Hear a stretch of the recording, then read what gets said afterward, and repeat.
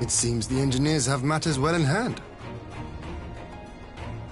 Should the barrier work as we intend, Doma will be free to reinforce her allies in Alamigo without fear of weakening her own borders. Honored friends, the time has come to put your hard work to the test. Start the generator.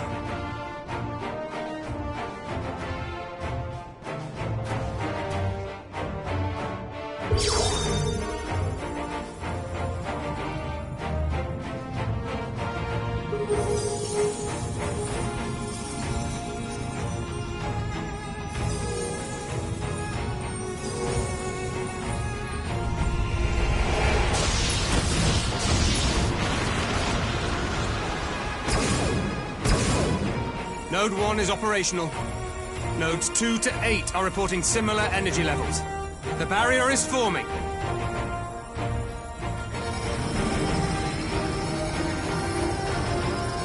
$1,000 yards. 2,000. 3,000. Expansion remains smooth. No fluctuations detected.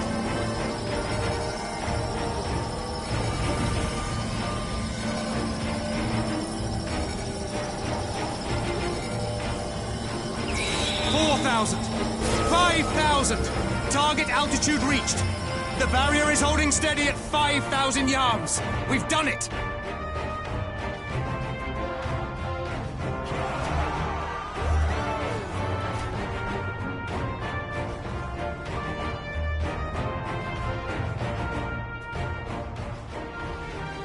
Is that an Imperial airship? Of all the rotten timing. But this is a gift, Mistress Alize. They can test our new wall for us.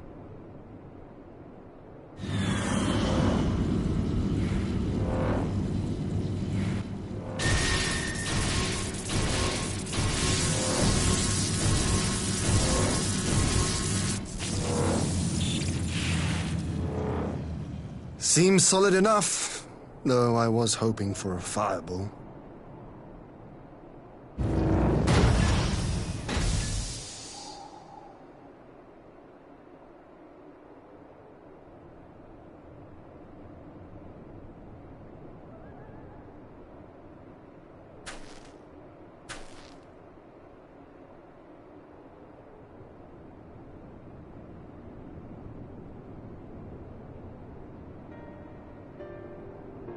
By the gods, it's Alpha, no.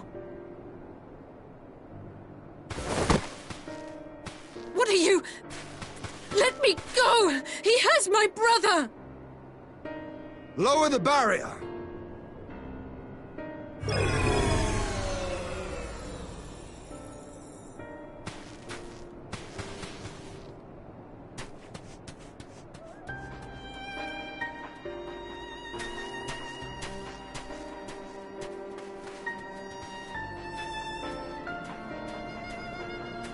Be at ease, girl. The lad is not dead, merely locked in slumber. No, not him too.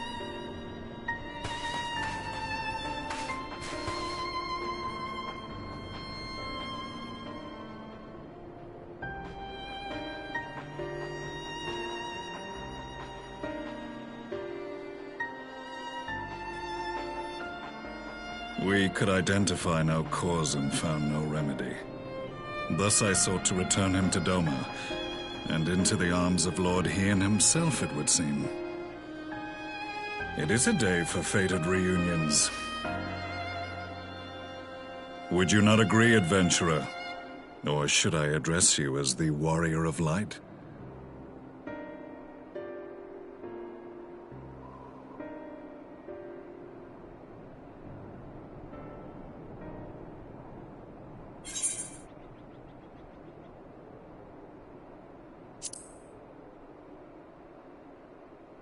I, Gaius van Baelsar, the Black Wolf. That was the title I was given, one I have long since relinquished.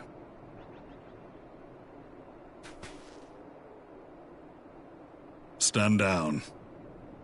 The legatus of the 14th Imperial Legion died in Castrum Meridianum. I am no more than Gaius Baelsar, a man without rank or allegiance, Impossible. There's no way you could have survived. Do you remember how it unfolded? How I was deceived by La Habrea? How I was convinced that reviving the Ultima weapon would allow me to bring peace to Eorzea? The Ascian used me, as he used so many others, all to further the restoration of his wretched god. Yet even with the might of Alec at my command, you bested me. And as the Praetorium went up in flames, I was content to burn along with it.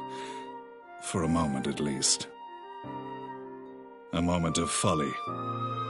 To surrender my life thus would have been to betray all who died for my cause. It was for them that I dragged myself free of the rubble, and swore vengeance on the Ascians.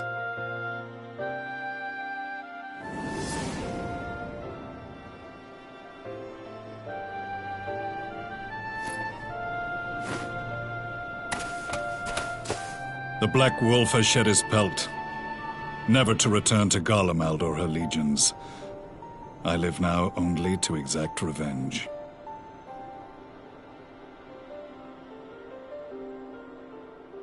My principal quarry was to be La Habrea, whom I gather you have since ushered into oblivion. But so many more remain.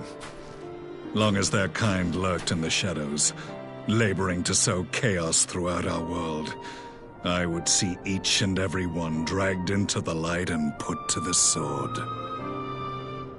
Are the Scions not of like mind? In this single respect, perhaps. Then I shall continue the partnership the boy began, and share what intelligence I have acquired. Among the Ascians, the black-masked ilk are subordinate to those who wear red. This you already know. Yet among the red there exists a hierarchy. Those set adrift with the shards clearly stand below those still joined to the source. Nabriales, who once dared to intrude upon the Rising Stones, belonged to the former group, and while he was indeed a dangerous foe, his powers were inconsequential next to the paragons of the source. The first was La Habrea, who plagues us no more. There is also the white-robed Elidibus, and the elusive Emmet Selk, about whom little is known. We have files on La Habrea and Elidibus, but I believe this Emmet Selk is new to us? As I assume my brother told you, we have evidence to suggest that an Ascian now walks in the body of the Crown Prince. Have you identified this interloper? Elidibus seems the most likely culprit. As emissary, it is his role to maintain the equilibrium between darkness and light.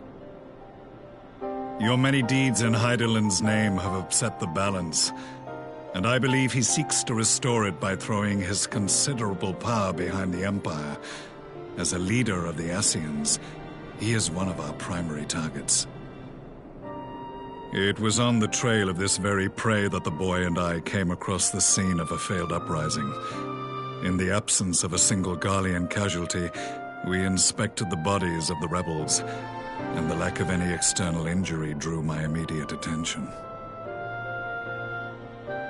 They had been slain by Black Rose, an alchemical invention of the Imperial Army. When I yet served as legatus, I ordered its production halted, and all stockpiles destroyed. Toxic gas is not a tool of conquest, but of extermination. Toxic gas? This must be the new weapon Maxima warned us about. Something deadly enough to sweep away all resistance in a matter of hours. Gods. You don't think they're planning to use this in Alamigo, do you? Put your fears to rest. We infiltrated the production facility and destroyed all existing stores of the chemical along with the plant itself. Even should they rebuild the operation, they will not soon manufacture another batch. Regardless, I would draw your attention to a directive we discovered in the plant's records. The document was marked with a recent date and authorized with the signature of one Zeno Galvas.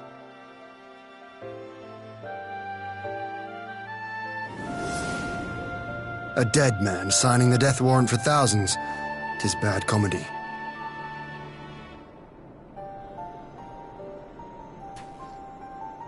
But the tale does not end there. Within that same facility was a chamber filled with devices of elegant design. Cloning technology, we realized. And what should we find in each and every incubator? But a young Emperor Solus.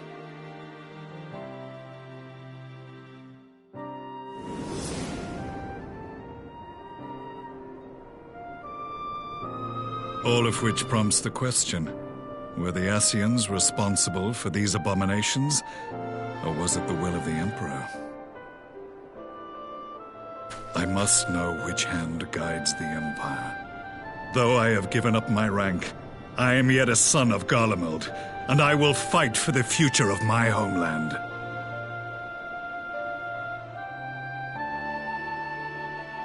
It is time I return to the hunting of shadows. We should focus on our common foe. To reopen old quarrels now would serve no purpose. You saved my brother's life, so I'm willing to let sleeping dogs lie. But in truth, it's not my decision to make.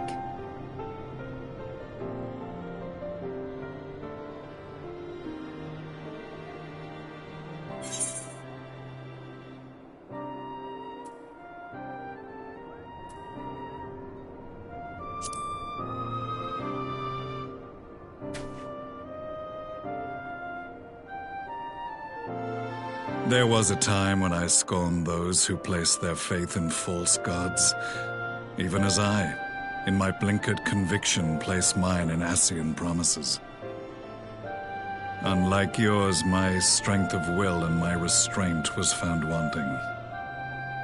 We shall meet again, warrior of light.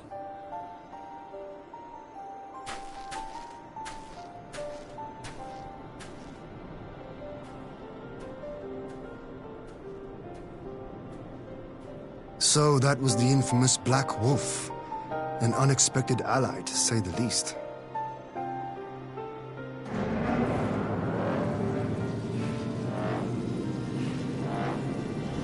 Well, I am content to leave the fine-tuning of the barrier to cleverer minds. Let us bid our friends from the Ironworks farewell, and see what can be done for Alphino back in Dorma.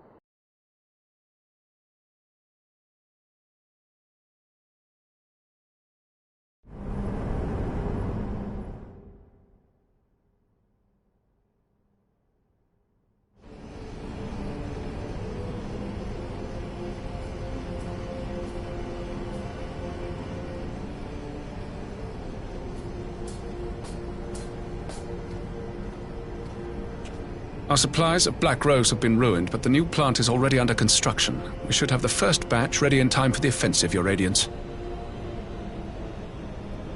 See that you do.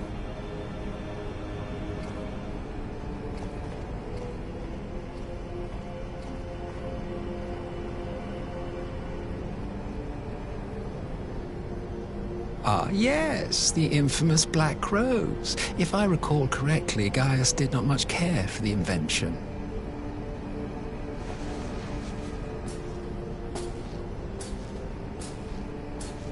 A ruthless and indiscriminate weapon indeed, this airborne poison.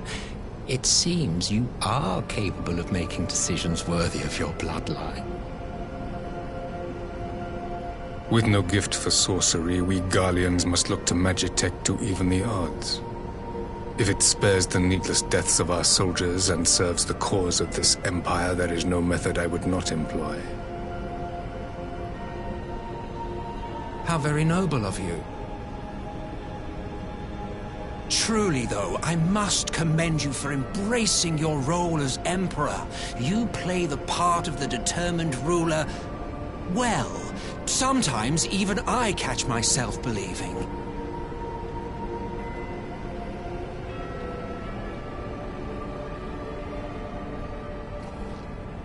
A silent agent of death. Now that I think on it, Black Rose may well possess the perfect aspect. Slowly but surely, the deluge of light has worked upon the ether here in the source, and the gas should be most susceptible to its influence. Well, I shall leave you to your own devices. Go forth and bloody the land with your grand and glorious war.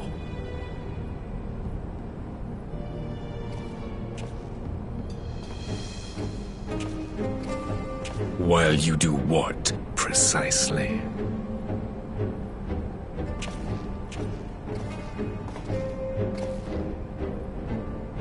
Need you ask? I will be doing what all Ascians do.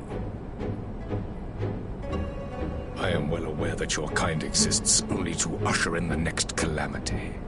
But you seem oblivious to the harm your singular agenda causes to the Empire.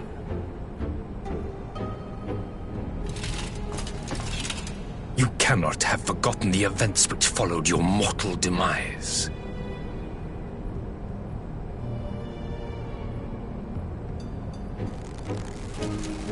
Our homeland was plunged into civil war for your failure to name a successor.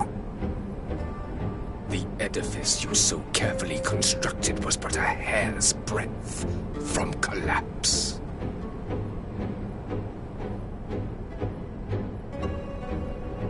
Are you truly so naive?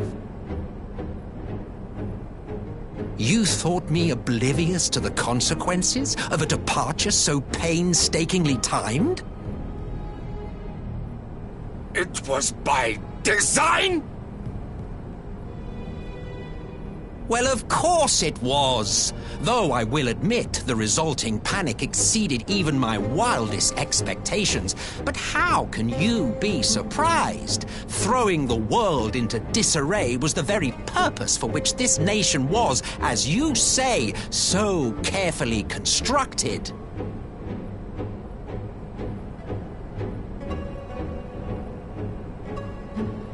Now, if you have no further questions, I must be on my way.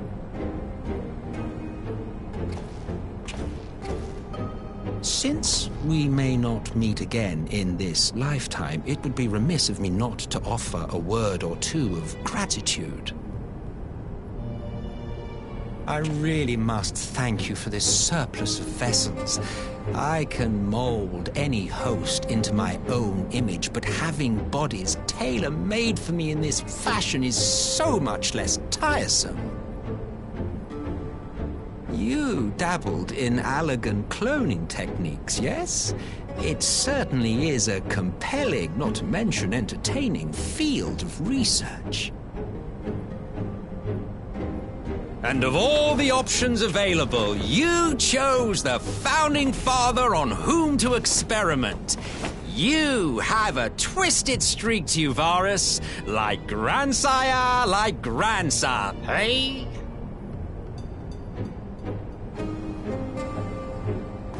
If events play out as planned, this will become something of a family enterprise. You will be the capstone of this world, I the anchor and shard, and together we will give the lie to this star's fraudulent existence.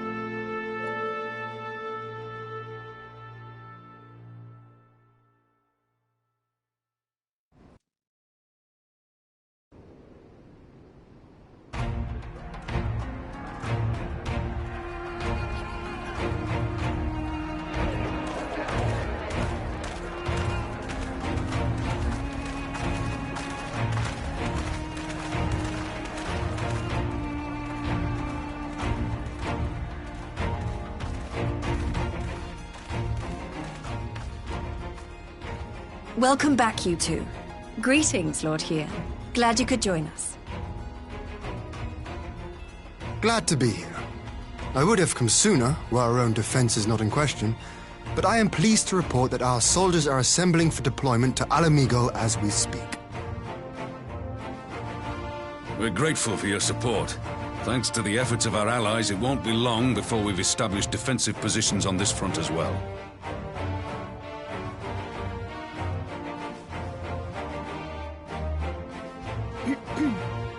We have some good news, too. Alphino has come back to us. As for the bad news...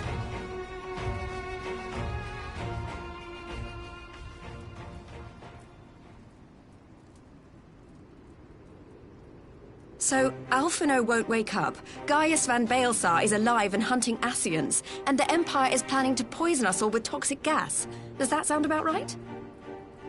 Ordinarily, any one of those things would have left me in shock. But the way things have been lately, it's all starting to seem pretty normal. Getting back to your report, are we sure this Black Rose is the weapon Maxima was talking about? It fits the description. And it seems we have Alphino to thank for sparing us an early demonstration of its effectiveness. I have a feeling this won't be the last time his bravery in the Empire will serve us here in Eorzea. The threat of an unknown weapon has had us all on edge. But now that we know what we're dealing with, we can take steps to defend against it. As for Gaius, I'm not sure what to think. Am I happy he's alive? Not in the slightest. Am I happy he's hunting Ascians? Aye, I'd have to say I am. Oh, speaking of Garleans you didn't expect to see, we have a tale of our own, as it happens. When we sent envoys to the Imperial Army to request talks, they returned with the message that Varys Zos Galvus would be attending.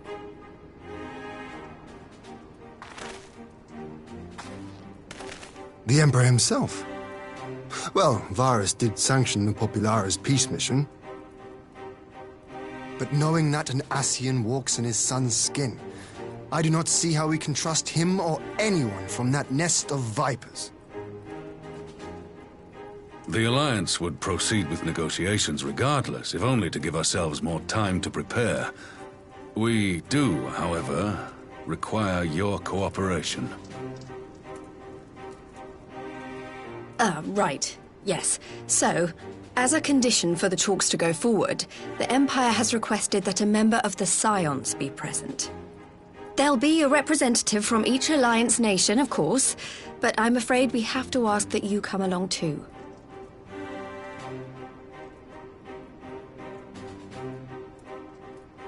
Gods, Lise, you know how much I hate politics. But then, what choice do I have? Alphino and the others aren't going to do it. Very well. I shall attend as the Scion's representative.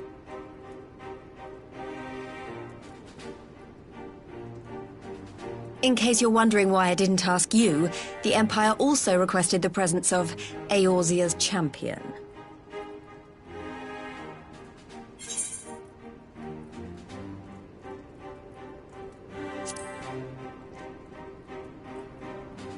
That's settled then. We don't know what Varys means to bring to the table, or why he wants you there, but having you close at hand will make all the difference. The meeting will take place on the border. Anticipating an early assault, we mean to position the bulk of our forces nearby. The Alliance leaders should already be on their way. Once you're ready, we can head out and join them.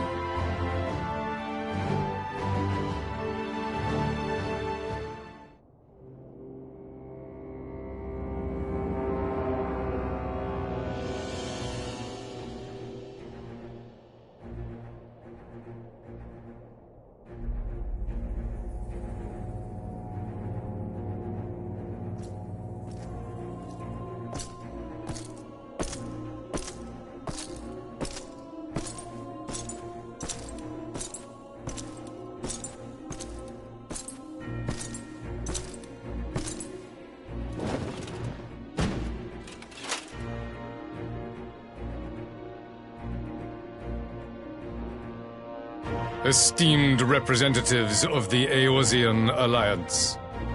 On behalf of the Gallian Empire, I thank you for inviting me here today. As this parley was convened at your request, I invite you to speak first. Very well, Your Radiance. I, Nanimo Ulnamo, 17th in the line of Ul, should be pleased to oblige you. As recent events in Alamigo and Doma have made plain, the subjugation and exploitation of neighboring nations is not a sustainable policy. Should this day end in war, you may very well defeat us, but you will never extinguish the people's desire for freedom. Though it may not be in our lifetime, there will be another revolution, another war, and the cycle will continue.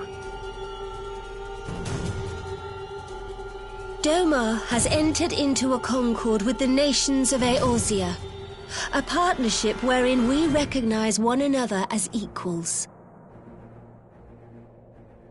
Garlemald could be afforded similar treatment.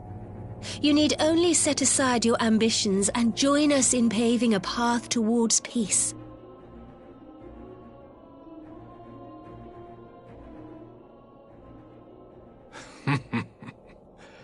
You will not win me over with sophistry, Your Grace. As you know only too well, this alliance lacks the strength to keep the peace within its own borders. Even now, your struggles with the Beastmen continue unabated. Divided, you sow this fertile soil with the seeds of your differences and reap naught but discord and chaos for your trouble. Eorzea must be united under one leader, one purpose.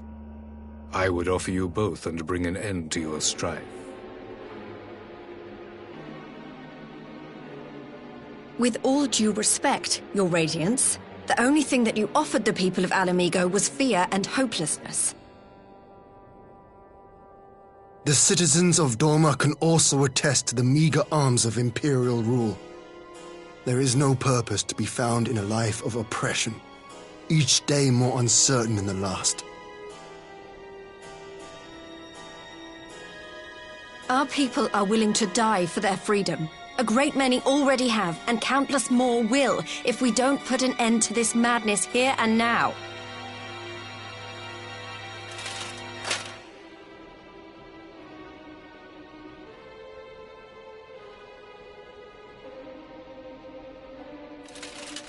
We brought order and stability to your lives.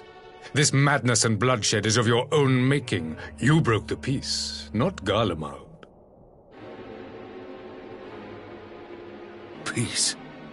Order. You kill our peoples, despoil our lands, take everything that is ours. And what? You expect us to lick the boot that grinds our faces into the dirt?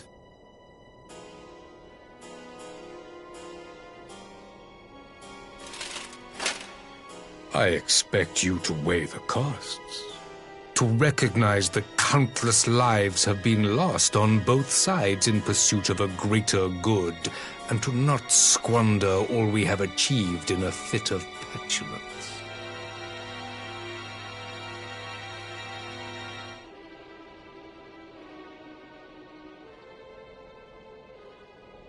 Your Radiance, I fear I can personally attest to the dangers of pursuing one's vision with such righteous fervor. For 1,000 years, the Holy See of Ishgard waged war with dragons.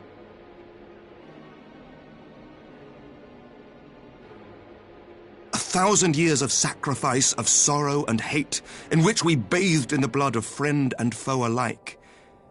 Had it gone on any longer, we may well have drowned. Yet we have chosen to raise ourselves out of this bloody spiral, and have since made peace with our former enemy. So I understand.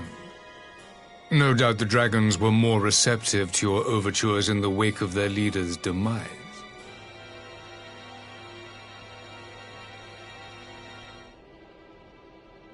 You speak of peace, yet use war to achieve it. Your father would not have bothered to obscure his intent with honeyed words. He understood that strength is all that matters in the end.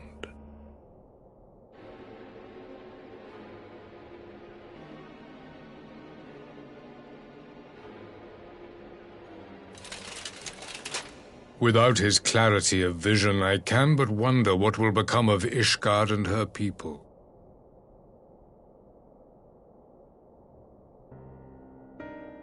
There was a time when Garlemald too lacked a leader of conviction. Weak and unable to wield magic, we were at the mercy of the strong from whom we sought refuge in the bitter cold of the north. Were it not for the discovery of ceruleum and the subsequent development of magitech, we might never have gained the power to take back that which was rightfully ours.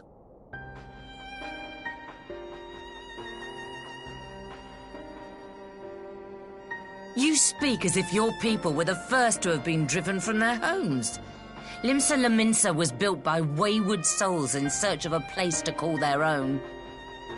On the shores of Vilbrand we found it, and from those humble beginnings did we grow and flourish.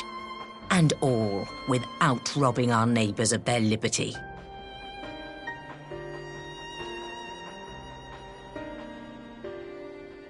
So saith the pirate. Am I to believe that you simply asked the kobolds to yield up their lands and that they were happy to oblige you? That you did not drive them out like rats in the hold of one of the many ships seized by your privateers?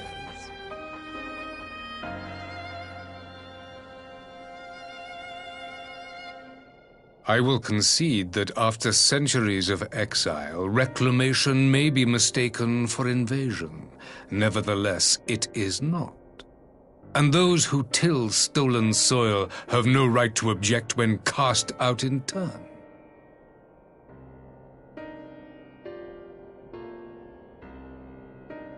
Your uncompromising nature rivals that of the Ixal.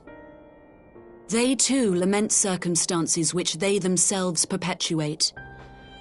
Were they but to embrace peace, we would welcome them with open arms. Indeed, some few have done just that, and now receive of the 12's Wood's bounty.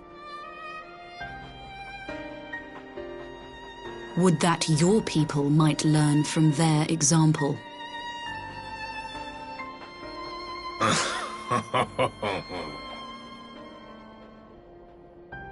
You dare compare us to the Birdmen?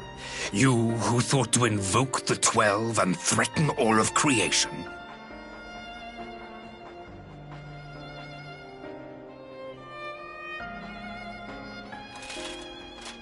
I came here in the hope of finding some speck of common ground, but I see now these discussions will accomplish nothing. Despite what you people may believe, I am not wont to choose the sword over the olive branch. 'Tis but a pity men are loath to accept one without first being shown the other.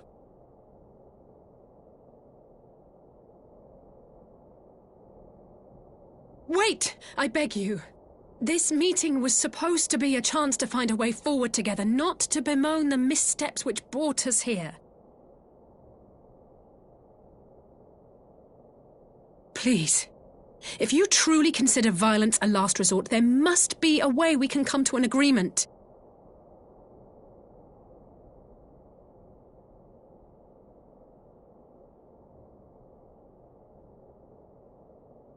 As Mistress Alisaie says, we did not come here to bicker over the past, but to discuss how we might strive towards a brighter future.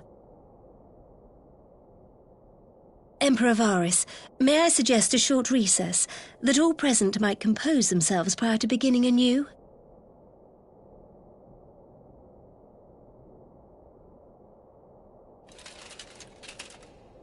Very well. I pray this intermission will suffice to move these talks in a more constructive direction.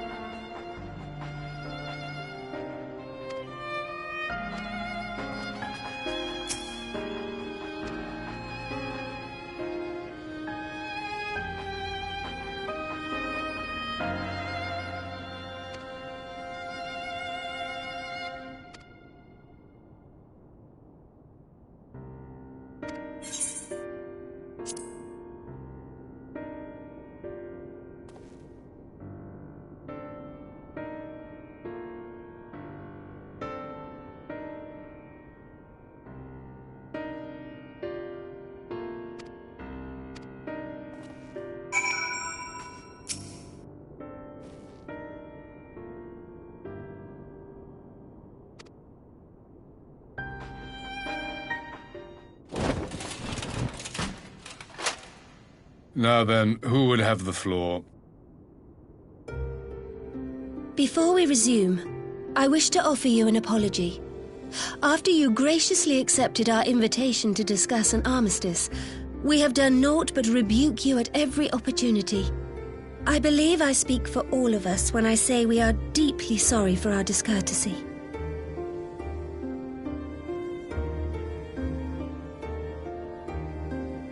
I'll admit your familiarity with our affairs surprised me, and served to remind me how little I know of yours. I think all here can understand the desire to reclaim one's homeland. But why expand further? That is my question. If I may, the answer can be found in the Imperial doctrine they took great pains to impart to my people. Recognizing the threat icons posed to the world, Solus Zos Galvus decreed that they were to be eradicated. To this end, he began a campaign to unite all lands under the Garlean banner. Or so we were taught. Yet the Emperor only reached the burn, the barren said to have been laid waste by icons, after conquering all the lands that lay between. What is more, I am quite certain the practice of summoning was not nearly so widespread in the days before the Empire's founding. When you put it like that, it all starts to sound like an excuse, doesn't it? But to distract from what? Why are you really waging this war?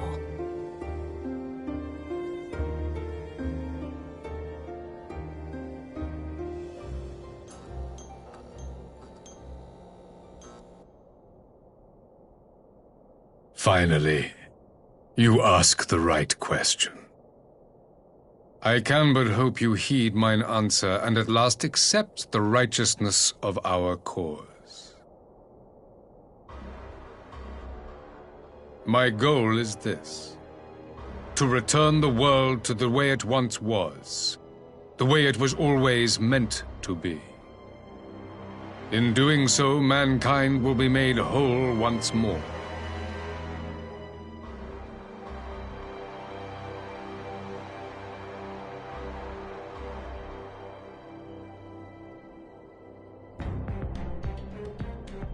No longer will we suffer from the dissension born of our differences. There will be but one race, a perfect race, as we were when time began. What in Rulga's name are you talking about? I am talking about the origins of this star, of the source and its 13 reflections. At the instant of the great sundering, 'twas not only the world that was shattered, but mankind itself. Thus were we divided into myriad races, each with its own unique imperfections. That is why man looks upon his neighbor and feels fear and hatred, why he wages war, why he kills his brother. You all in your own way have proven as much today. The peace you seek is but a fleeting solution to a fundamental problem. One which calls for more drastic measures. To bring about everlasting peace, our worlds must be rejoined.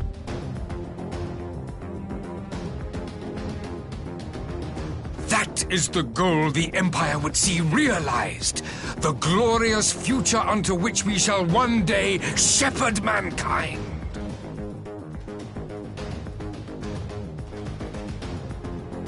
A rejoining of worlds. I have heard this tale of the Source and its reflections before. Are these not the selfsame desires as the Ascians? Emperor Varys, do not trust in their words. They will lead you to your doom. My father thought to use them, but in the end he succumbed to their temptations. He embraced summoning like so many other pawns before him. Do not tell us you mean to do the same.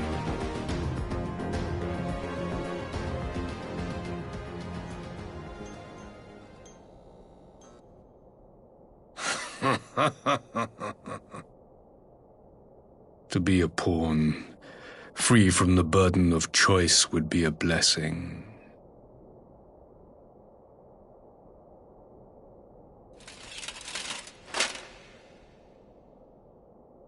But I forswore that privilege the day I learned that the Garlean Empire was built by the hand of an Ascian.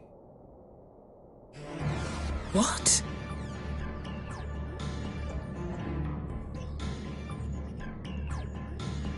Yes. My grandsire, the former emperor, is of their number. And who better to build an empire capable of bringing about the calamitous change we desire? Would you condemn me for this alliance? For bowing to the will of these shadowy masters when the prize is true and lasting peace?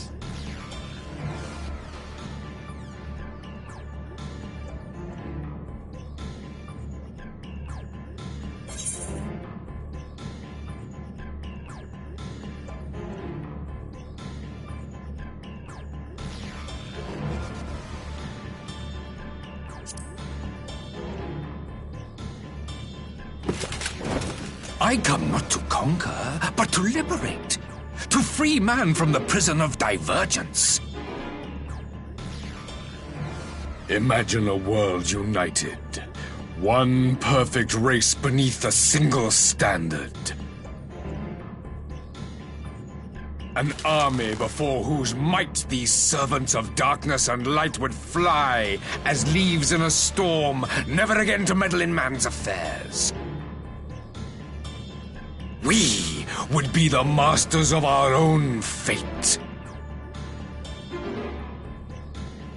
I bid you join me, not as subjects of Garlemald, but of a new nation. And together we shall win freedom for ourselves and generations yet unborn. You want to trigger another half-dozen calamities? You can't be serious!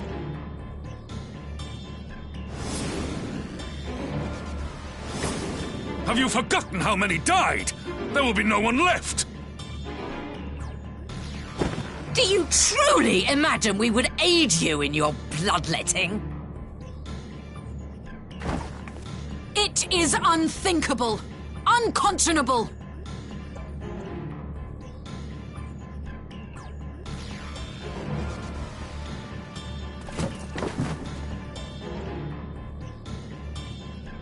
And what is the alternative?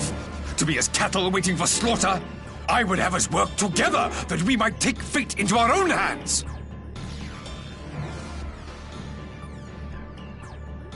Into your hands, perhaps.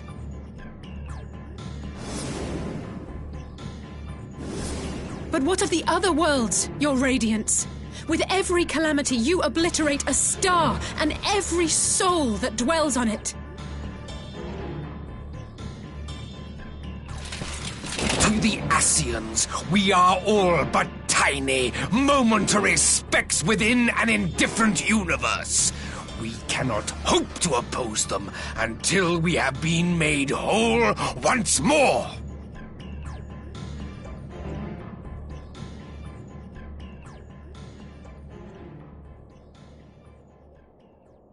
Are these truly the words of Garlemald's ruler? The flaws and foibles which you so abhor are what make us who we are. Every nation, even yours, Emperor Varys, is made whole through the combination of these imperfections, the strengths of one compensating for the weaknesses of another. While it is true that man succumbs all too often to anger and avarice, he may yet overcome his baser instincts through the forming of bonds with others, fostering community and cooperation. That the protector of an empire should not only reject these fundamental truths, but seek to change them at so dear a cost to life is indefensible.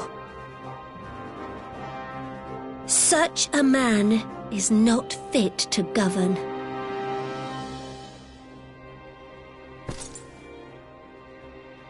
And you, warrior of light, Would you refuse me as well?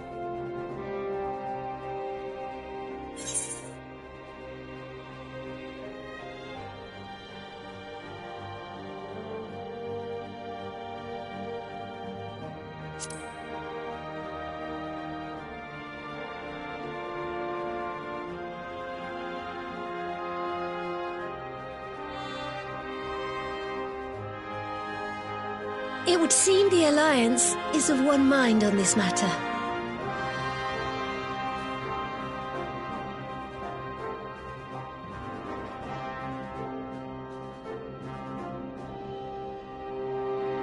You Eorzeans never cease to disappoint me. Though I suppose I have only myself to blame for expecting more from savages. This discussion is at an end. I bid you make ready for our next meeting. It will not be at the negotiating table.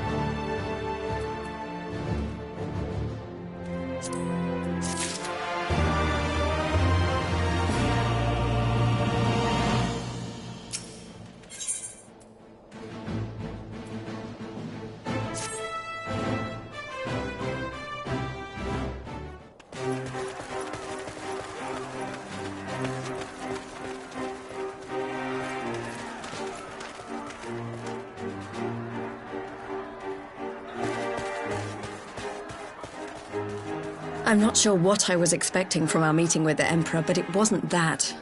Still, at least we know now what he's really after. Aye, a future built on a mountain of bodies. I too want the Ascians dead, but not at any cost. The last of the reinforcements from Dorma arrived not long ago. I pray it will be enough. Given the Emperor's stated goal, this is a battle we can ill afford to lose.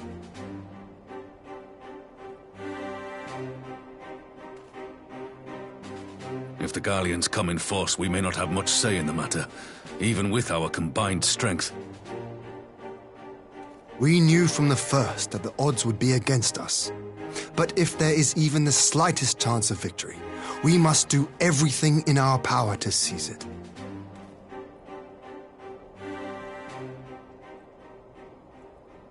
We must seize it, full stop. Here!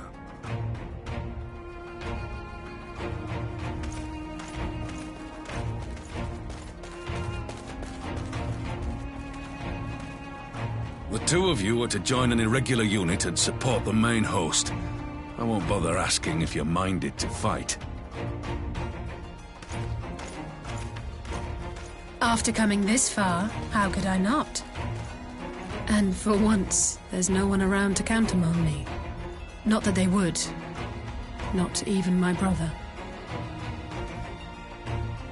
But we all know who really make the difference. Ready to frighten some Garleans?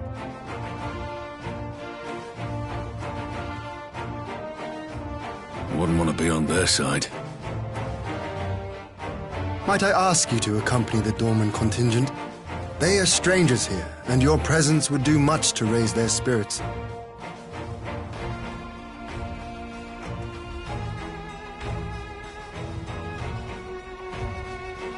We would be honored. When our people stride out with you in their midst, I dare say the Eorzeans will feel an ilm taller themselves. High spirits have a way of spreading. What I wouldn't give to join you. But my duties as field commander will not allow it. I'll leave the front lines in your capable hands.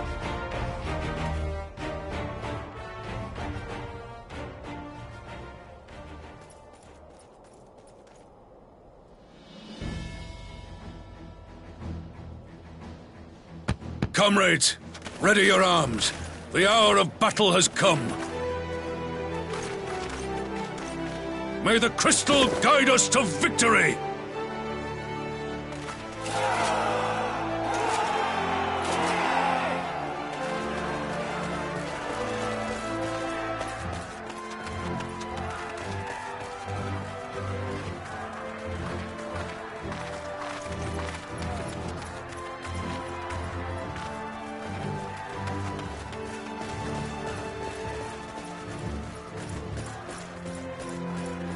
Since the others couldn't be here, we'll have to fight twice as hard. If Alphinaud wakes to find the Imperials have won, I shall never hear the end of it. It's strange. I thought I would be terrified when the fighting started. I should be terrified. But with you at our side, I can't help feeling everything is going to be all right. So please, don't you dare leave me alone.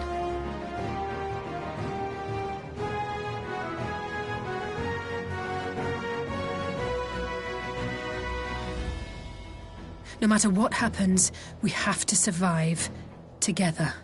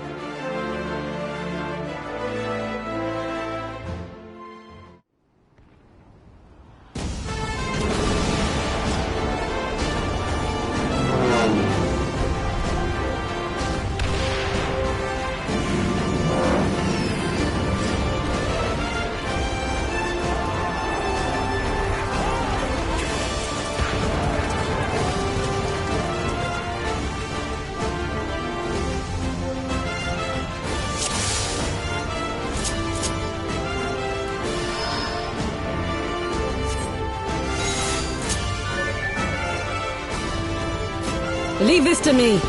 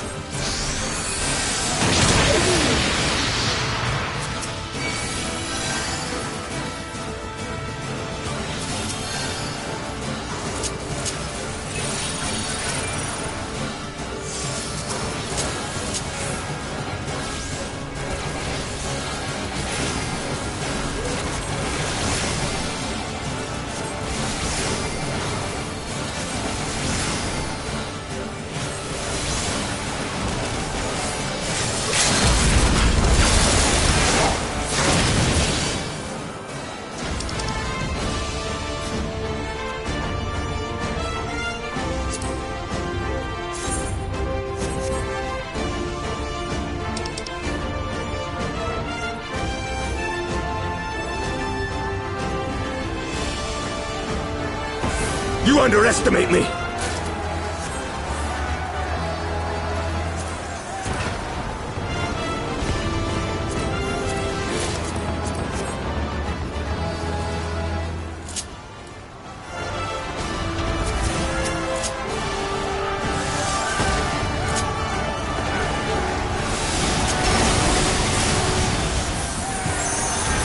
Out of my way!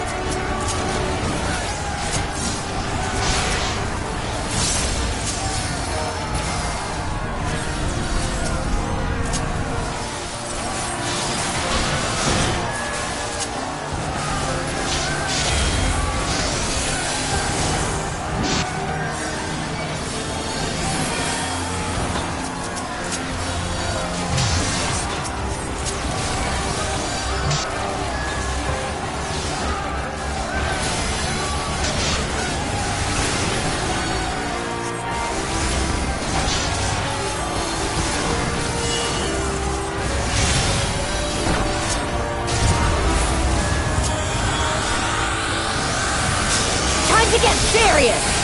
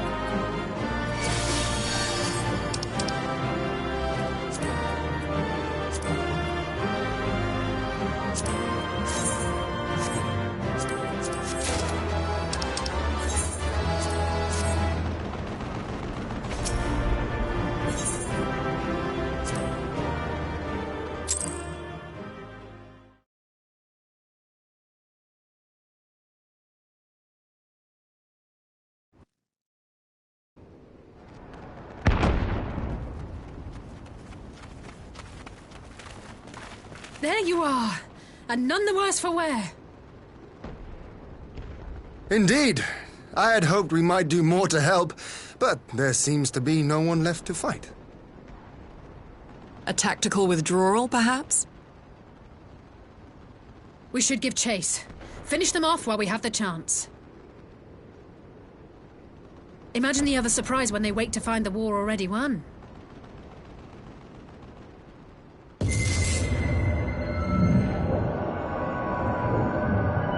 The light will expunge all life.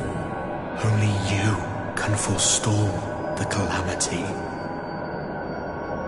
Throw wide the gates. No! No! No! Not like...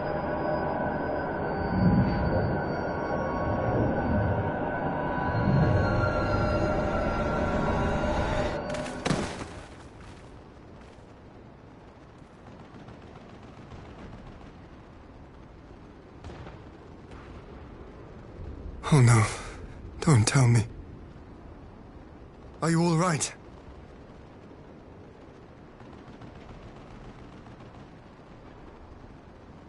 Quickly! We must get her back to the encampment.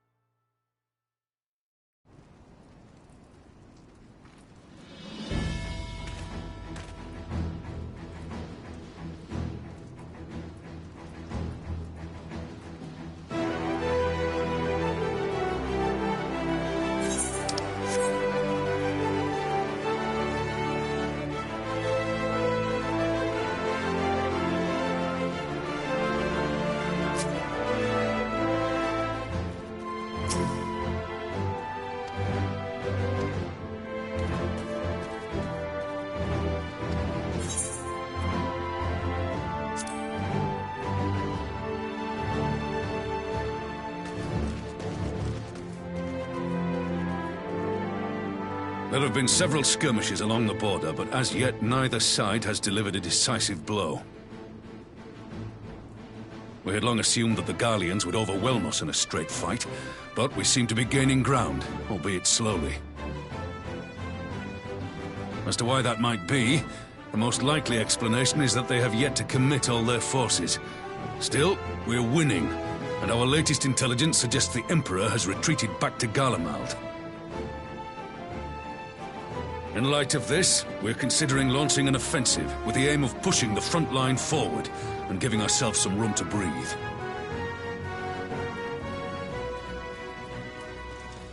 Commander! The Imperials! They've broken through our defenses to the east! What? Our scouts say their forces are being led by Lord Xenos.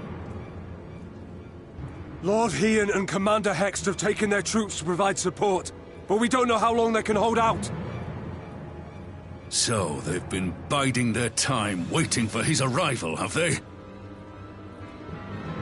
Very well. Send word to our allies, requesting reinforcements for the front line.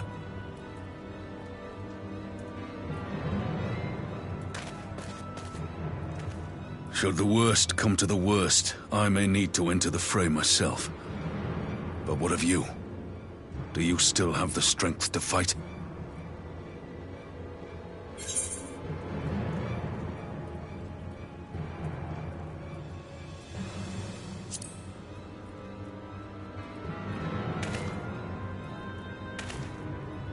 Much obliged. Given the choice, I'd take you over 100 soldiers.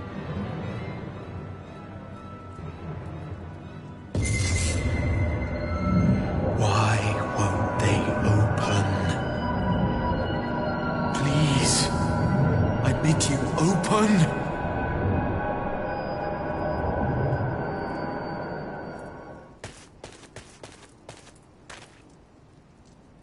What's wrong? Is it the voice again? Are you sure you're in a fit state to do this?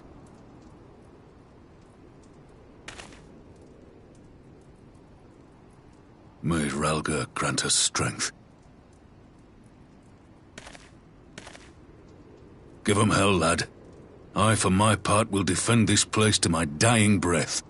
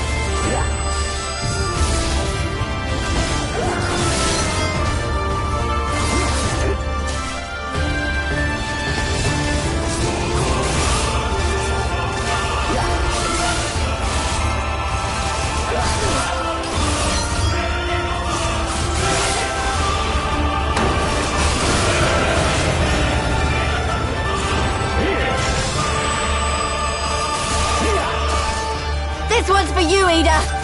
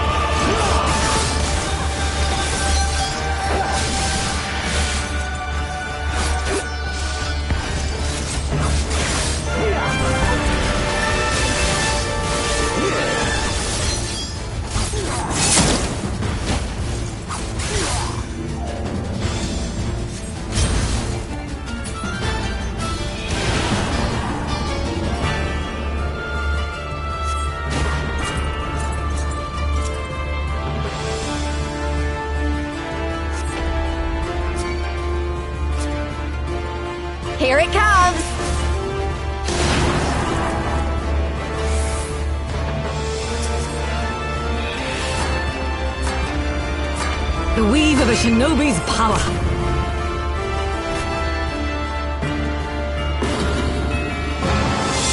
The art of my forebears.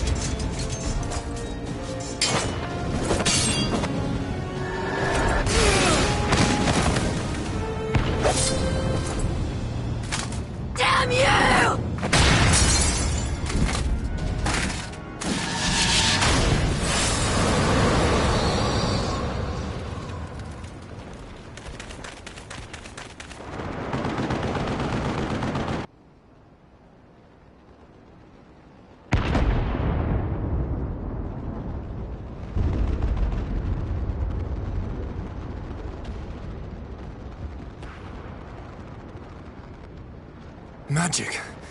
With a Garlean body? That's hardly fair.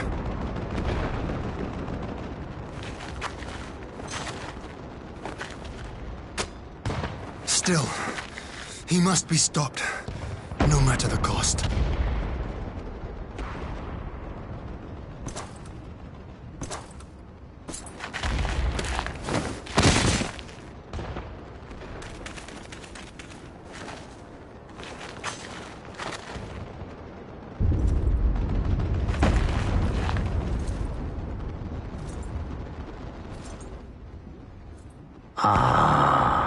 Bringer of light.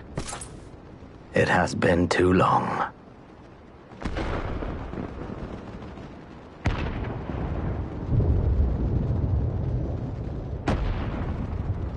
No words to mark our reunion?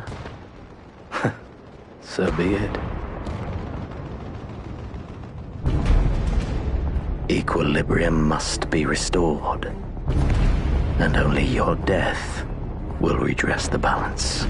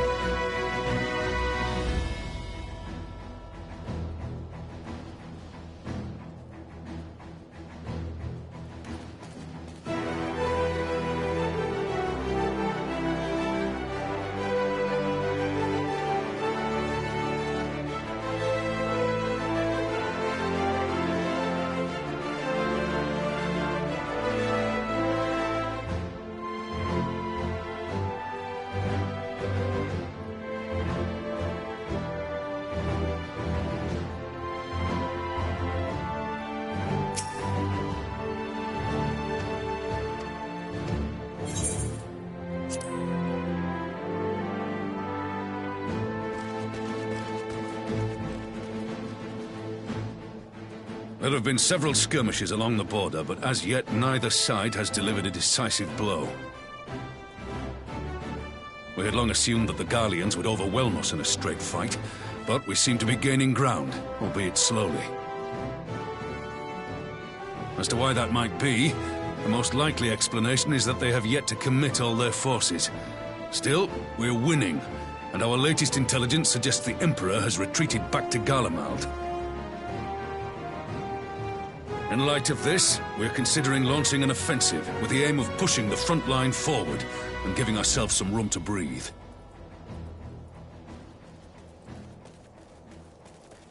Commander! The Imperials! They've broken through our defenses to the east! What? Our scouts say their forces are being led by Lord Xenos. Lord Heian and Commander Hext have taken their troops to provide support, but we don't know how long they can hold out.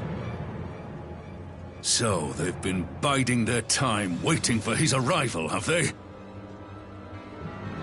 Very well. Send word to our allies, requesting reinforcements for the front line.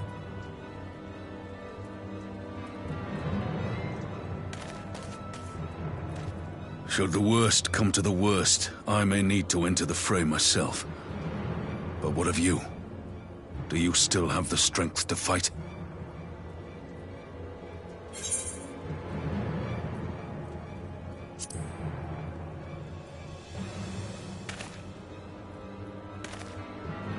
Much obliged. Given the choice, I'd take you over 100 soldiers.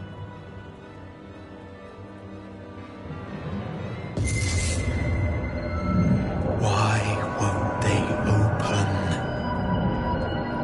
Please, I bid you open!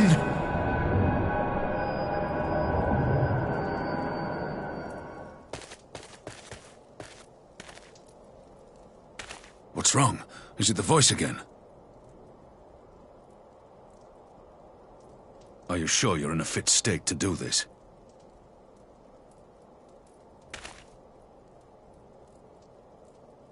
May Ralga grant us strength. Give 'em hell, lad. I, for my part, will defend this place to my dying breath.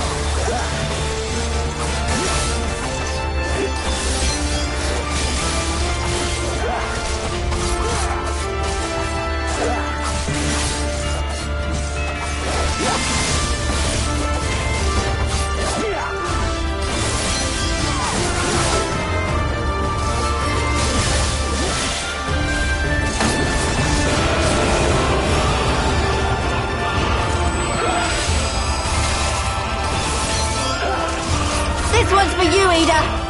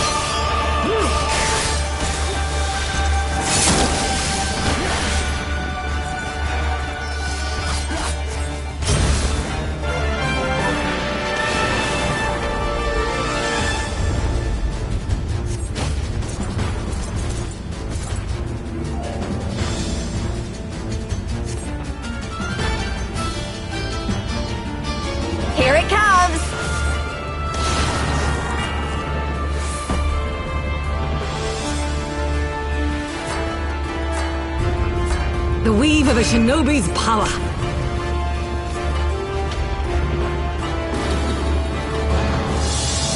The art of my forebears.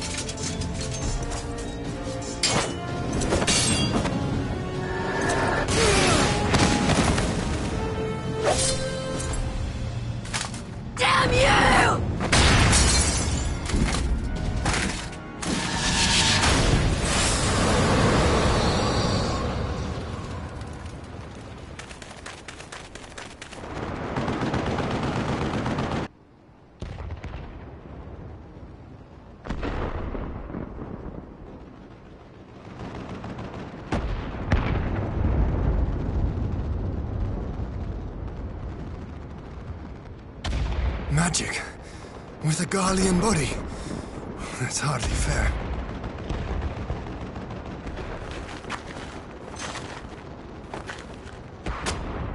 Still, he must be stopped, no matter the cost.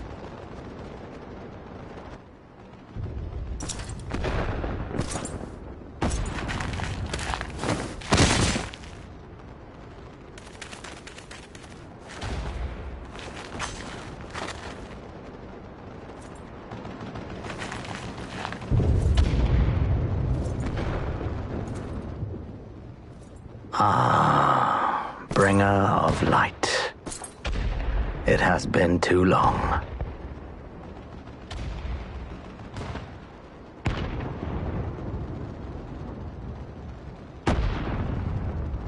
No words to mark our reunion? So be it. Equilibrium must be restored, and only your death will redress the balance.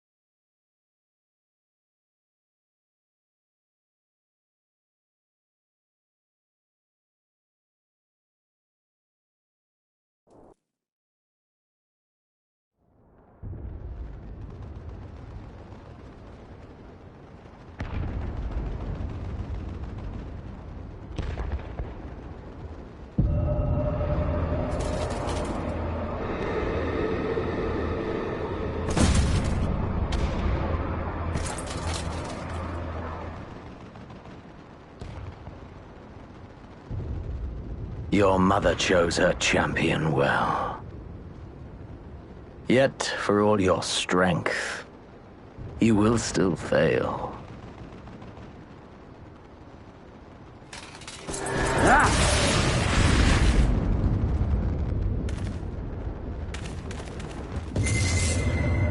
Please, I beseech you.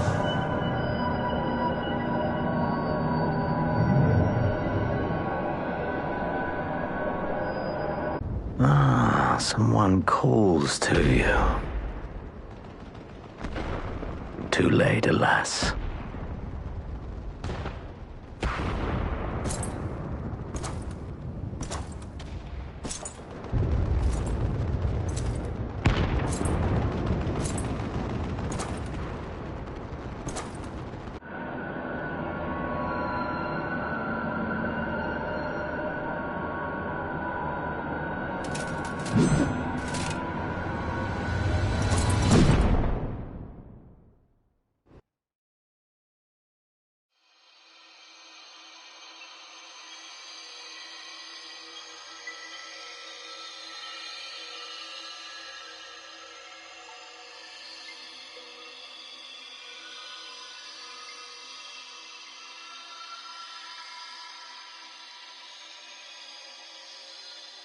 At last, I found you.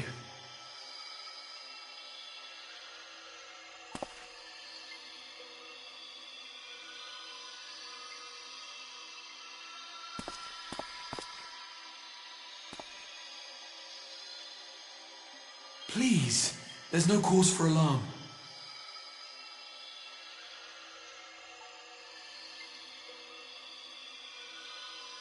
Though, I confess, this is not where I had intended to meet. But the place of our meeting is of no consequence, like the war you wage. Win or lose, the path you walk leads only to oblivion. The better path leads you here, to me. I have need of your strength.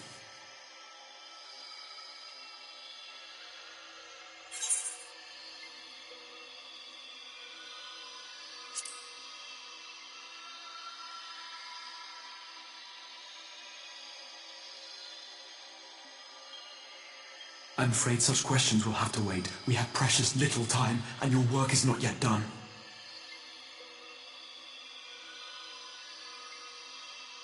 Go to the Crystal Tower. I have left something for you near its base. It will serve as a beacon of sorts, one which I pray will help you on your journey. All you need do is find it. I will take care of the rest.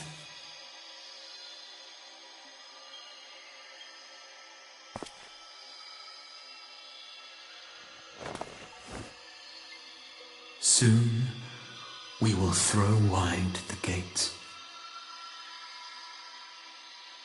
And the path to the first will be yours to walk at last.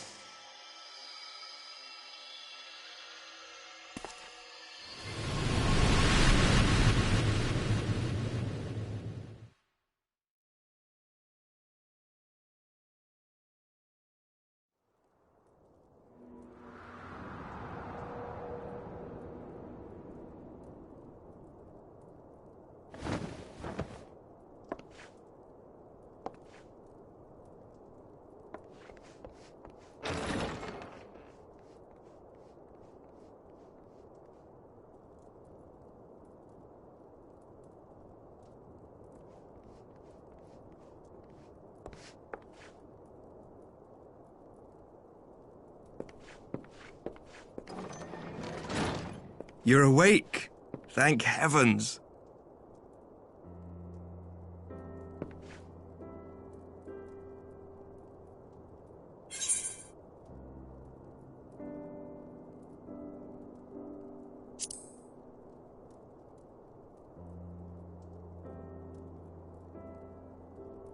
Do you recall the confrontation with Xenos?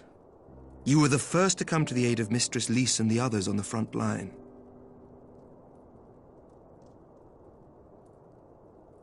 midst of your duel, it is said you faltered, and that the Crown Prince seized the opportunity to deliver a mortal blow.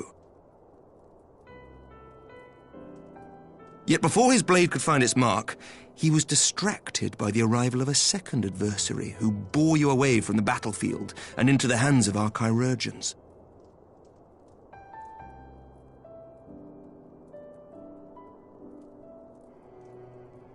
Lest you wonder, he left before you awoke. As is his wont.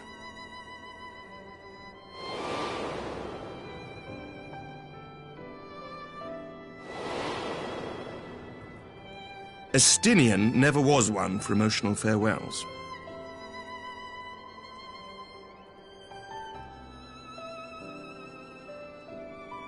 Though Xenos bested all before him, the battle clearly took its toll, for he retreated shortly after your rescue.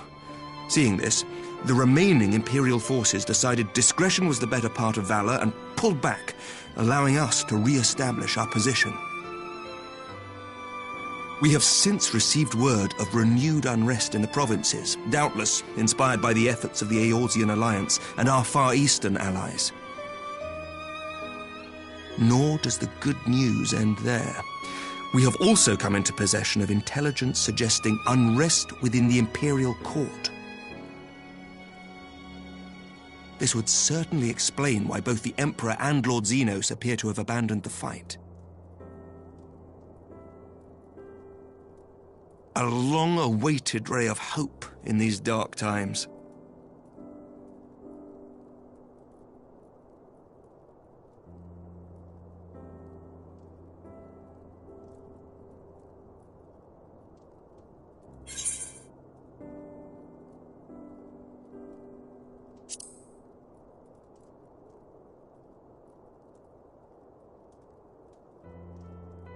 Yet to awake, I'm afraid.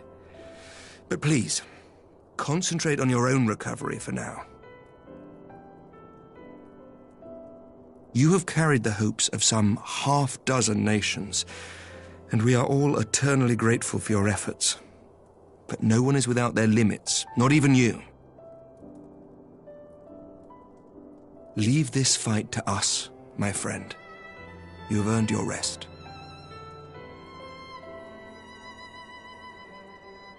But before I forget,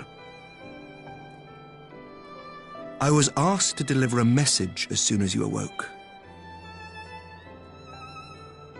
A reminder that you are not alone, though many of your allies have fallen. When you are well and rested, you are to return home, where friends will be waiting for you.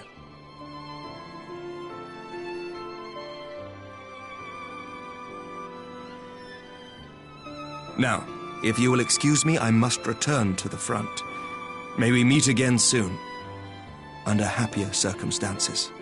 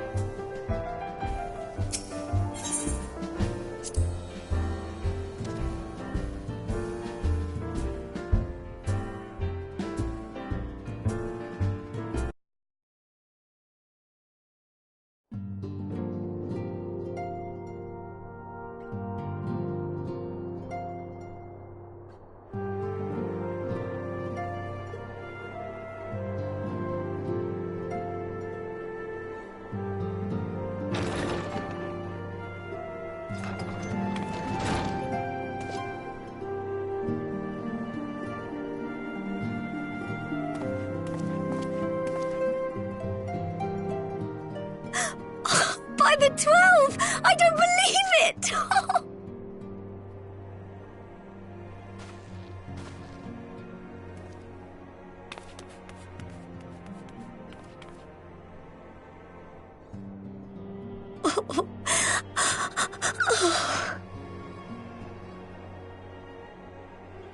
I rushed back as soon as I could. I swear, my heart nearly stopped when I heard you'd collapse like the others. What in heaven's name is going on?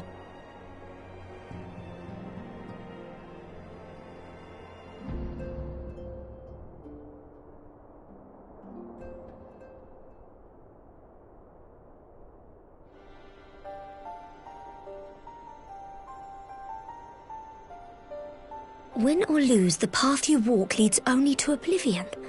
Oh, well, that's helpful. And what else did he say? The better path leads to him?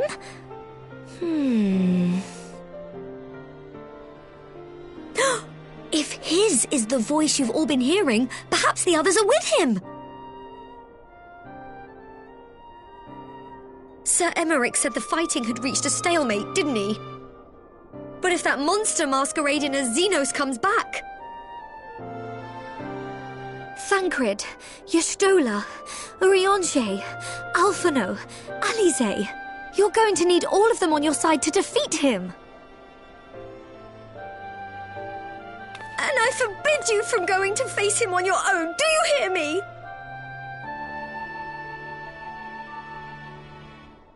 So if you must leave, go and find the others. Bring them home.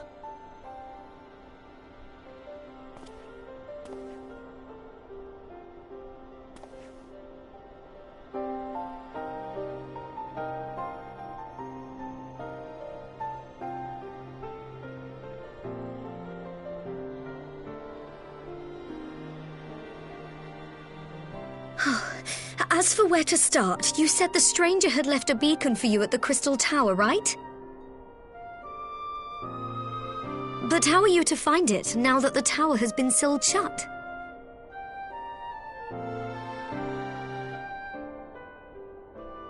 There has to be a way. If anyone would know, it's Sid and the researchers of St. Coinac's find. Don't you worry. We'll find that beacon for you.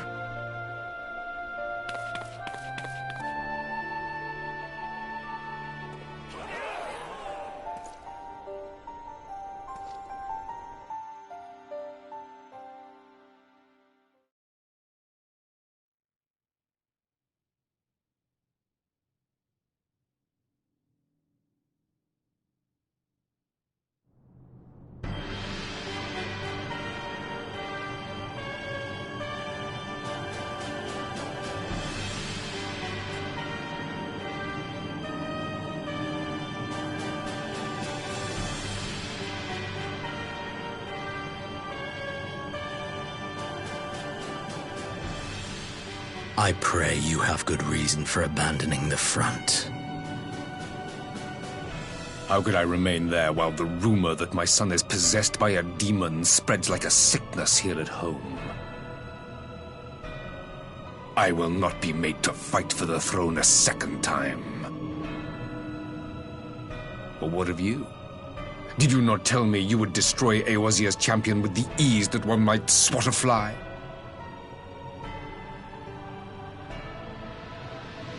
A minor setback. He will not escape me again. Where is your grandsire? I would have words with him. How should I know? Do you hide from each other's sight as well? I imagine he's doing what all Ascians do. He must have found a way to take advantage of this turmoil. Men are not pawns to be played with, Ascian. You underestimate us at your peril. This war will not be decided by you and yours. Man must choose his own fate, and I, for my part, will do all within my power to see Garlemald emerge victorious.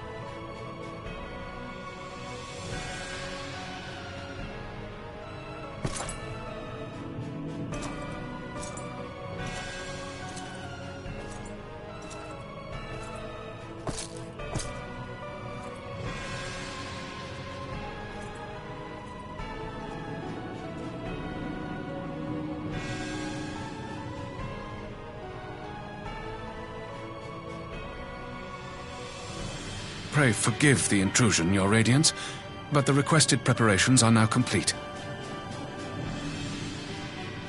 We stand ready to begin production of Black Rose upon your order.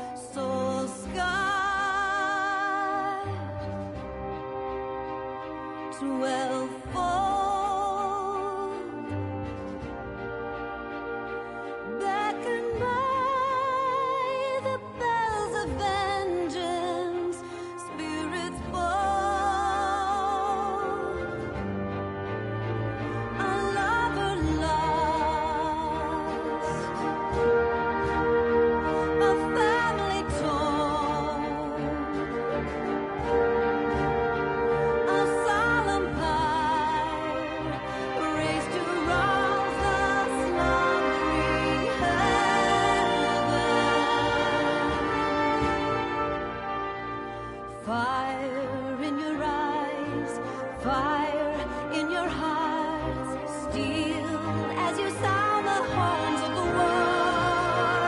You know the cost, for who shall mourn when light is quenched, that another might burn brighter. Let not the rays of justice blind, ere trust in grace, and she shall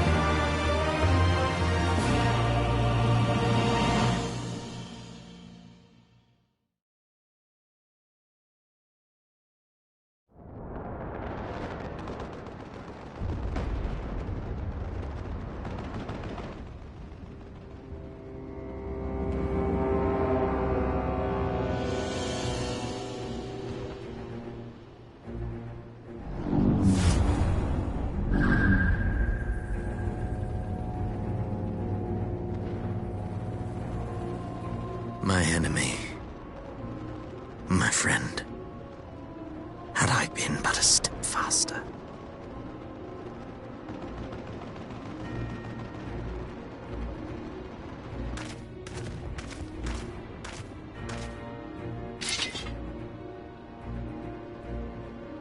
Bloody savages!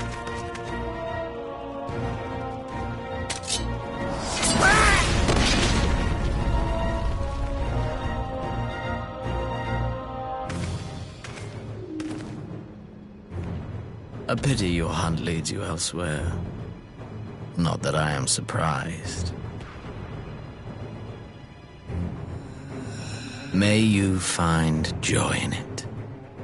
Grow stronger, more savage, and savor every triumph.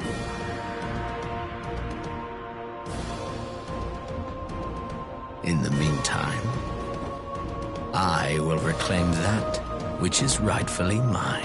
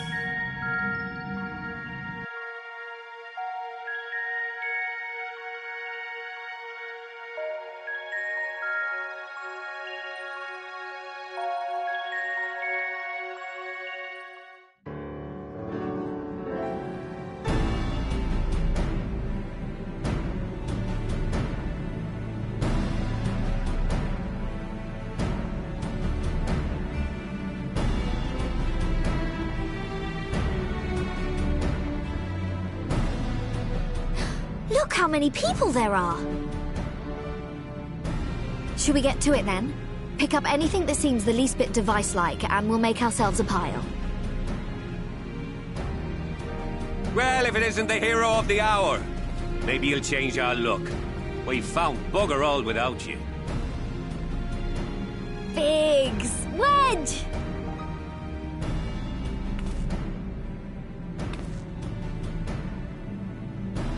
Aye, aye.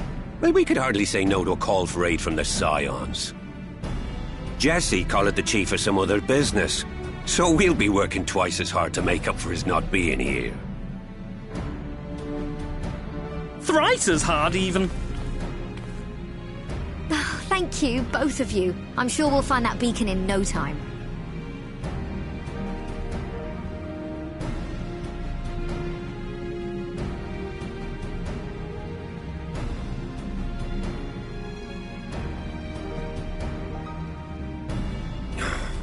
I'm not seeing anything out here. Do you reckon you could squeeze in there, Wedge? And get stuck halfway? No, thank you. I could try if you like. Tataru, no! We couldn't ask you to do that. Oh, I'll be fine. This receptionist is not afraid to get her hands dirty.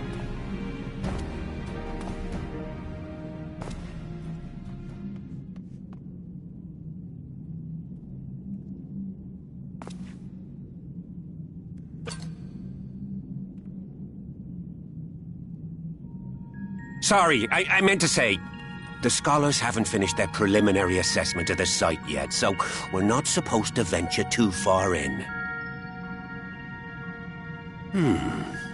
What's that you got there? Now that looks promising. Isn't that the Ironworks symbol? Counterfeiters? Now I have you. You are right. What's happening?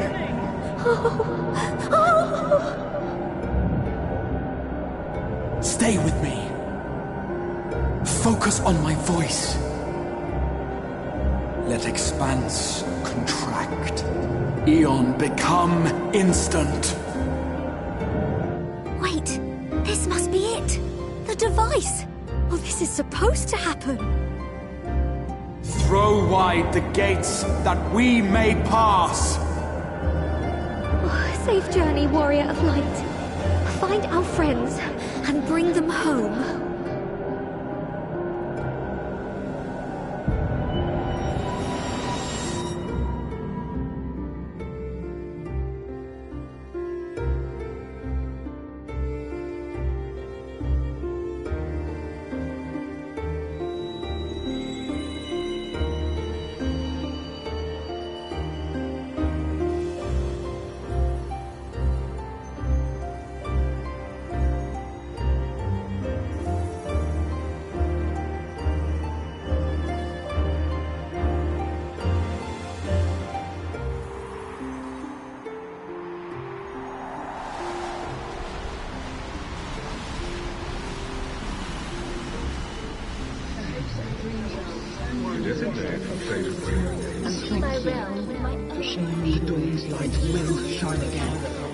Oh, do not look at me so. You're slaves to a tyrant.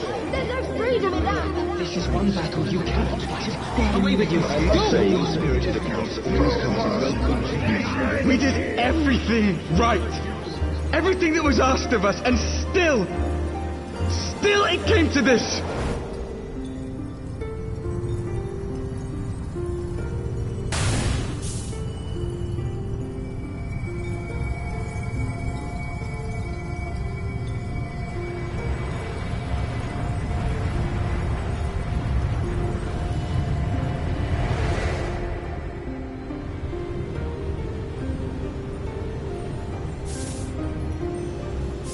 Your time has not yet come.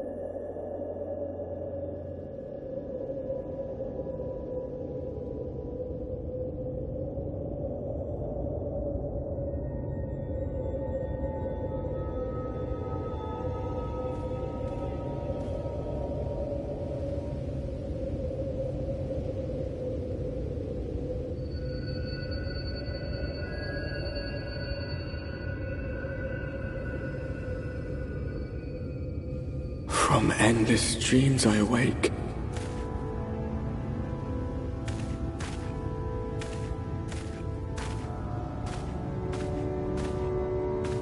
Something vague, yet urgent, calls me to action once more.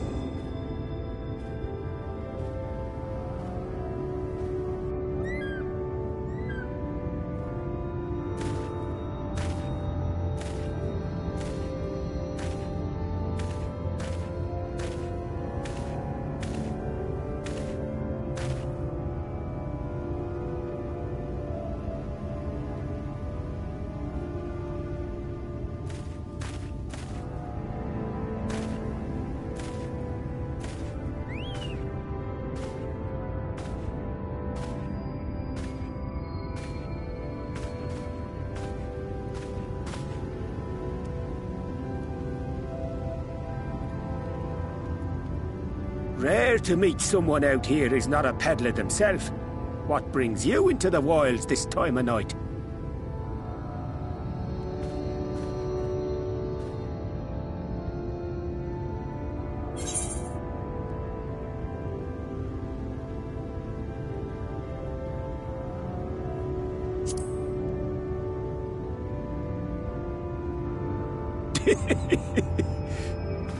Well, if it ain't the oldest joke in the book. Me grandad, God's rest his soul, used to tell that one to the barman at kicking out time.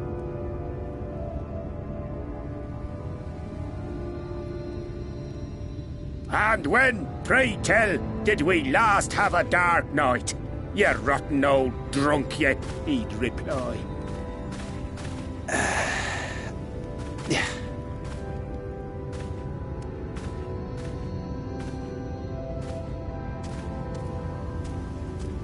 Over 100 bleeding years ago, that's when.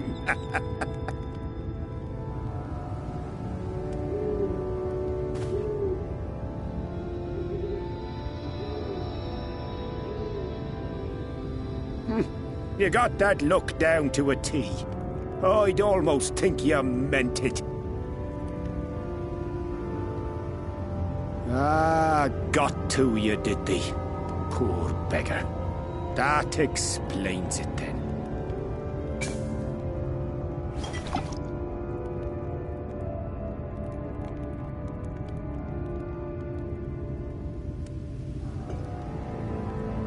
Well, I've roads to travel and wares to sell, but you best hurry along to the town nearby. Just head east through the trees and aim for the Shining Tower. You'll find the place soon enough. 'Tis the biggest settlement for malms around. Go on now, friend. They'll take good care of you in the Crystarium.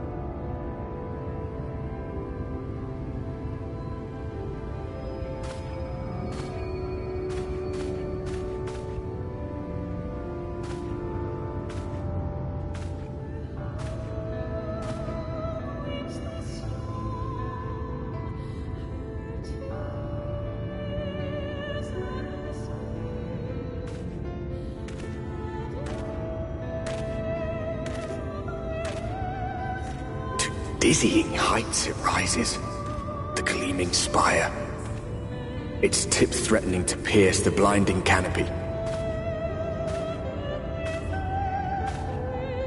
There, it will all begin anew, between dark and light, the pure and the corrupt, the one true struggle.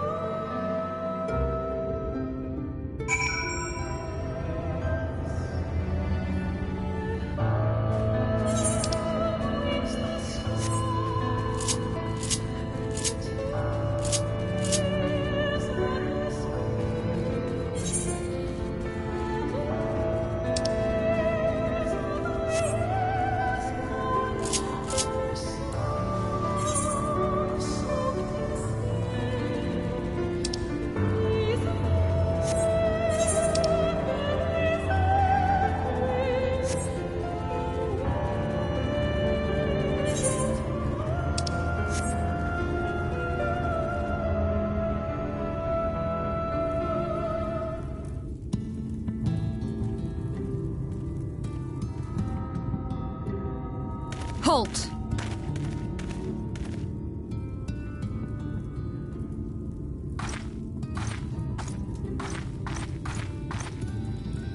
Every face in this city I know. Yours, I do not.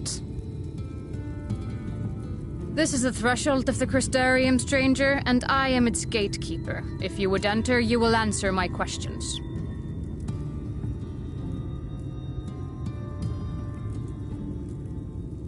From where do you hail?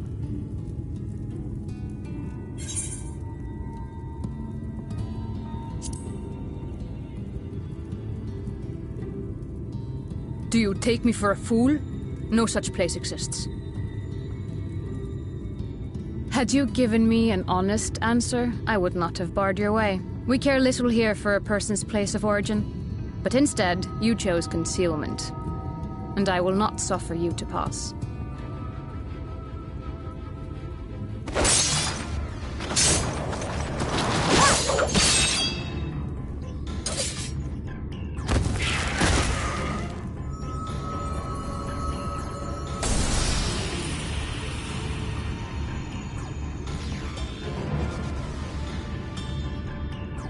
That one had eaten. It must have gulped down the whole hand, ring and all.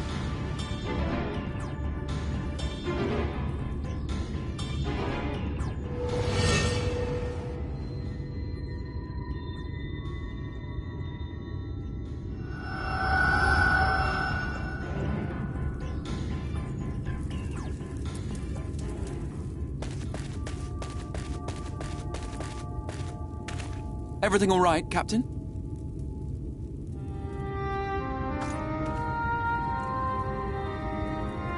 Quite all right, my lord. Just a stray sin eater, and a weak one at that. I see. Weak or not, we should be on the lookout for more.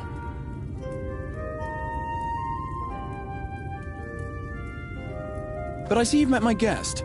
I will escort him to the Crystarium myself, if you've no objections. Another of your mysterious friends, is it? I should have known. Very well. I'll inform the others your guest is to be given the run of the city.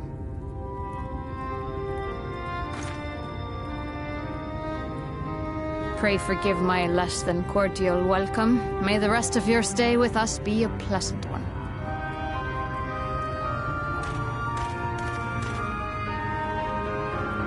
Come with me. I will answer whatever questions you have when we are somewhere more private.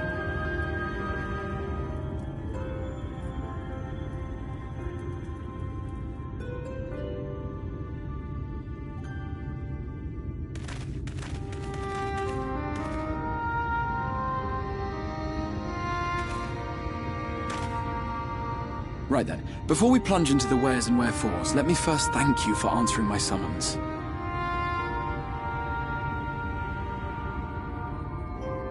I had intended to bring you directly to my personal quarters, but I fear my aim was slightly off. That you are still able to make the crossing unharmed is a great relief.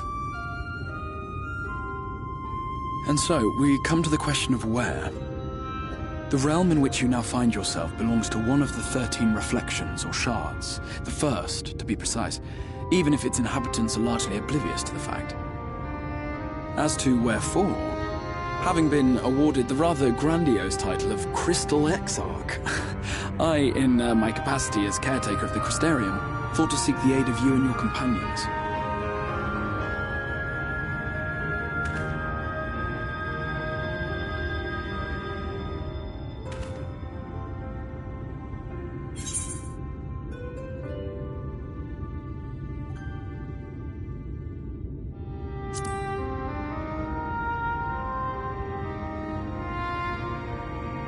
That is a question with no simple answer. But all shall be explained in due course, I promise you. Let us begin with the glaring skies up above.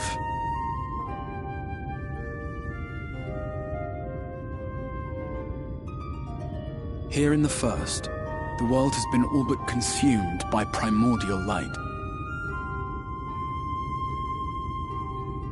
It began a century ago, by this realm's reckoning, a luminous flood swallowing everything in its path. More than 9/10 of this star was lost.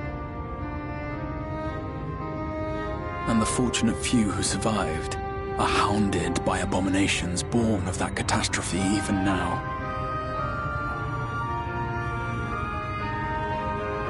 Sin Eaters, we call them. The creature you saw earlier was one such monstrosity.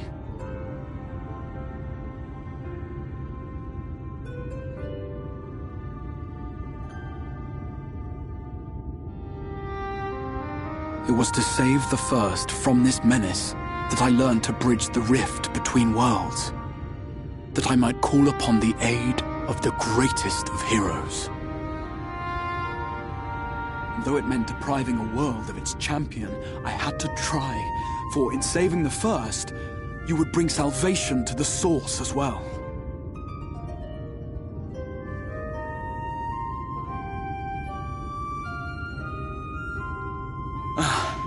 But what manner of host harangues his guests in the middle of the road? Let us continue our talk within the Crystarium.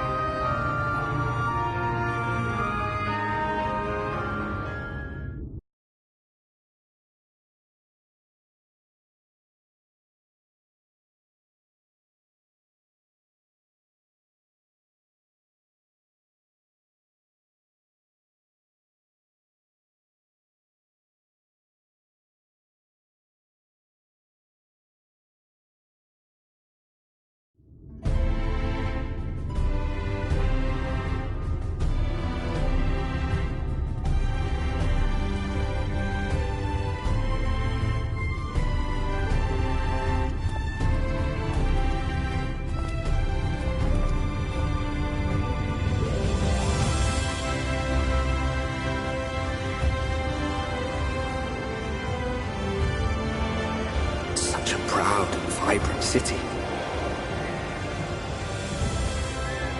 The sole sanctuary for the living in a world all but resigned to oblivion. Each stone was laid with hope. The town itself a symbol, a monument to defiance in the face of death. No would-be hero could fail to answer its call. For who among us does not yearn for salvation?